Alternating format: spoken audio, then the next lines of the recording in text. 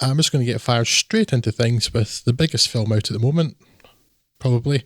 You know what? It's probably still the Fast and the Furious for some reason, but hey, that's the world we live in.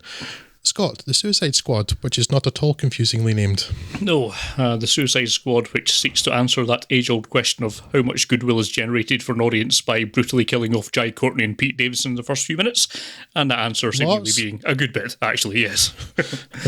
Yeah, now, quite why there is a sequel to David Ayer's 2016 Suicide Squad will baffle future historians of the era, given that the 2016 outing was just the worst.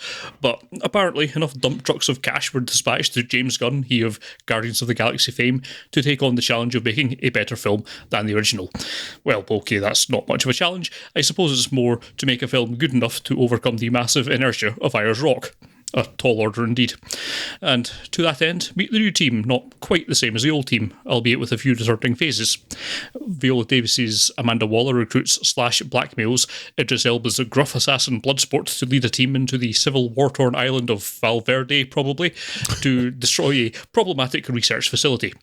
His team comprises John Cena's Peacemaker, who loves peace so much he'll kill everyone to get it, David Dastmalchian's Polka Dot Man, a depressed, tortured soul with so much love and hyperkinetic exploding polka dots to give, Daniela Melchior's Ratcatcher 2, who controls rats naturally, and Sylvester Stallone's King Shark, who is a shark. A land shark, of course.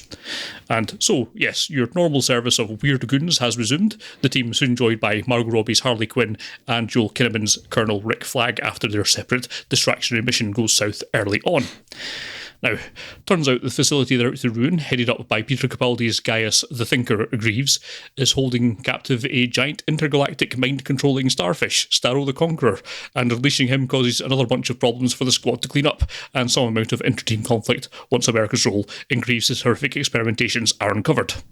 Now, all of that sounds like a fever dream when written out, and that's not far off the aesthetic that Gunn seems to have been shooting for, so I won't spend much more time recapping the events of the film, for they are silly. Now, this is of course a marked step up from Ayer's film, whose main motive appeared to be stultifying boredom.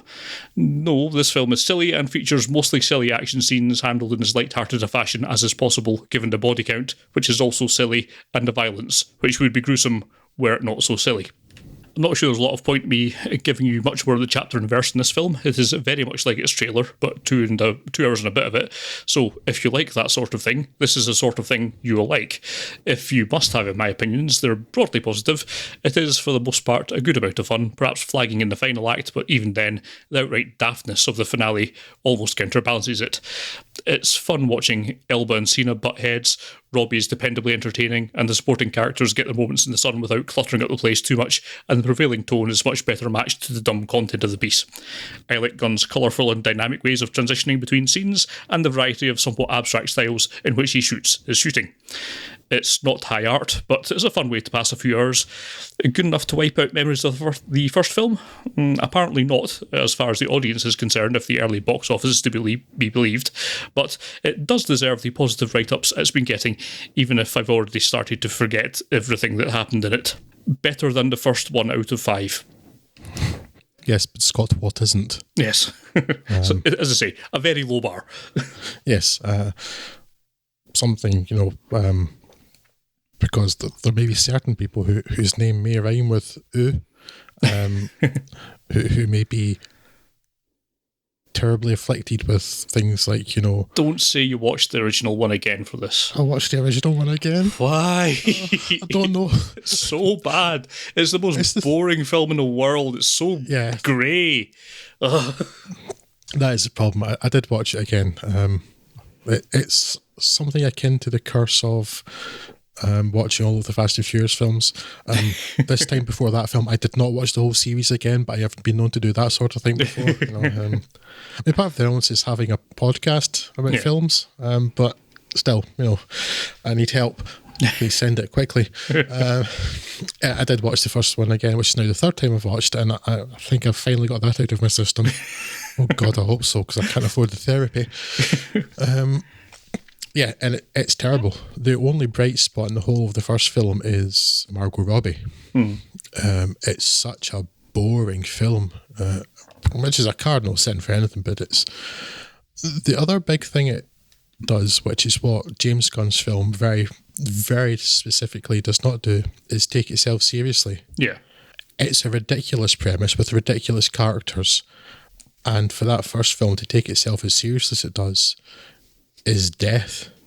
Yeah. It's especially because there was some, like Viola Davis's character, and Viola Davis is a magnificent actor. She's appalling in that first film. In this one, at least it's definitely not her best work, but she seems more invested in it. Yeah. And she's shown more range, but like her character in the first film is doing some terrible things. She does terrible. So there were hints of terrible things in the 2021 Suicide Squad, but it's all just so daft that you don't have to think about it. Yeah. The first film took itself seriously, so you suddenly have to think about the morality of it. It's like, that's it. No. Yeah. This film cannot support that. What are you doing, film? I want you to take this film very seriously. It's got a guy who throws a boomerang in it. Okay. Yes, and a man, and a crocodile man. Yes. Yeah. No, thank you. Yeah, so it's terrible. That film has somehow spawned 2 sequels, though. Birds of Prey, which doesn't have an awful lot to do with it, but is a sequel with enough references, but it's such a different film, you don't really have to count it much. Then this comes on with its tremendously dumb name. Adding a definite article was definitely going to cause confusion, right? Yes. There was a newsletter from the New York Times that I get with the movies newsletter, and it was talking about the Suicide Squad, and it's like, this was expected or hoped to be like a good thing for Warner Brothers and James Gunn being attached and things but why hasn't it done well? And is it because of the confusing name, or is it because it was released in VOD at the same time, or streaming service HBO Max, I guess, or was it because it was released during a pandemic? And the answer of the writer was yes. Yeah. Yes, which really explains it all. Yes. Which is a pity, because this is within the first 5 minutes I'd already extracted considerably more enjoyment than I'd extracted from the entirety of the 2016 film. Yeah. And it's because James Gunn realises this is really, really stupid. Well, let's deal with it accordingly. Yes, let's lean into that rather than try and make a serious, grim, dark piece of nonsense out of it. Yeah, let's just go with it. I mean, if it suffers, it's feeling slightly too like the Guardians of the Galaxy with gore. Yeah. Presumably why James Gunn had been hired, because he was sacked by Disney and but knew how to handle this sort of ensemble and this kind of thing. But it's and actually, there are more than one point in this film that I kind of feel, because it was written by Gunn as well, that I feel that he's having a dig at Marvel.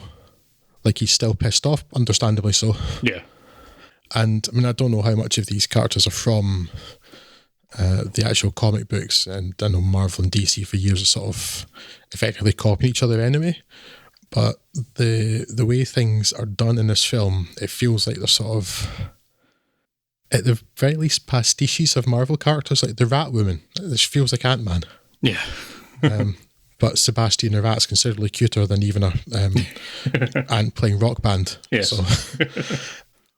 But yeah, it's just a lot of fun. I admit I was worried when Jai Courtney turned up. I thought, oh no, it's Jai Courtney. But then Jai Courtney dies right away. So yay, Jai Courtney's death. So, and yeah, the interesting way that the sort of, I guess, chapter headings are like a kind of 5 minutes before type things are mixed into the scenes are they're sort of fourth wall breaking, but kind of fun. And again, it's not taking itself seriously. It works here. Yeah. And the single greatest studio title in history in this film. That's one of the funniest and best things I've ever seen. I cackled like a demon. I won't spoil it for you if you've not seen it, but just look out for Warner Brothers Pictures Presents and how that's displayed on screen. It is excellent. Beyond that, I don't have a great deal to say. It was just, it's not brilliant. And yes, that final act drags a bit, as all of these films tend to do. They need to have some sort of big set piece at the end. Yeah. Because it's against a massive bright blue and red walking starfish instead of some leaden villain, though, it's better. Yeah. So it's more tolerable than it might otherwise have been. It's just these films all seem to need to end with that. It's like, yeah, the film had finished 20 minutes before. It was fine. You could have left it. Yeah. Yeah, they're good. Some interesting musical choices. And I didn't expect a big budget superhero movie to have the Fratellis, for instance. Yeah. But their Whistle for the Choir was expertly deployed. And the lyrics matched the scene with Harley Quinn really rather well. And Louis Prima's original verse of Just a Gigolo. It's great. I actually do prefer the David Lee Roth version. More scatting, but it's still, that was fun. So kind of incongruous musical choices that provide a bit of levity as well as just being good songs. So, it's all good. Could have done with more Nathan Fillion, because I like Nathan Fillion a lot. I would have liked to have actually seen him be Captain Hammer. Yes. Turned bad. Or alternatively, keep that character's sort of original name, which I believe was called Arms Fall Off Boy. That's it. Yeah. Beyond that, great. And a couple of little nice wee smaller jokes. Then I suspect that I've missed some too, but like the Torture getting a message on his mobile phone that says, "What are you doing?" and they're just responding with a little Sears emoticon suggesting he was electrocuting a woman in a red dress. Yeah. Yeah. So it's not brilliant. It's a bit long, but it's night and day better than 2016 Suicide Squad. It's just a great deal of fun. Yeah, it is. It is that. Exactly that. It's a good amount of fun. I would happily watch this again at some point in the future. Not immediately, but it's not the kind of thing that would fill me with dread about going back to the way a lot of DC films would. Even though it's not brilliant, it might be one of my favourite, certainly of the post-Nolan DC stuff, after maybe Shazam, which is the only other one that kind of treated it with itself with a bit of levity as well. Maybe they're onto something with this whole, maybe not everything needs to be so grimdark all the time. Zack Snyder, step away from the controls. Just let other people have a go at it that might have slightly different and more fun ideas about it, Give us a break. Yeah, Shazam, we were like, Shazam's more kind of cartoonish. And it just fitted the way that was played and the actors they had really well. This is not cartoonish, but it is daft. It's irreverent, and it works really quite well. So yeah, it's good. Also, Sly Stallone is definitely one of those people who has been for a long time now, like, been well up in my estimation for being able to take the piss out of himself. Yes. Probably ever since Spy Kids 3D. Yes. If you remember his roles, yeah. Scott. And that was another thing that felt like again, I don't know the character, but that felt like a Marvel reference, like he was just taking the piss out of Groot. Yes. But I suspect that Sly Stallone's got an awful lot more self-awareness than Vin Diesel. It'd be a very different film if it was a shark that was very concerned with his family. But yeah. And that character could have been overdone. I think they got the amount that's there and the silly things saying just about right. Yeah. Didn't go too hard on that. So yeah, it's fun. Yes. And already this episode is off to a much better start than last month's intermission episode.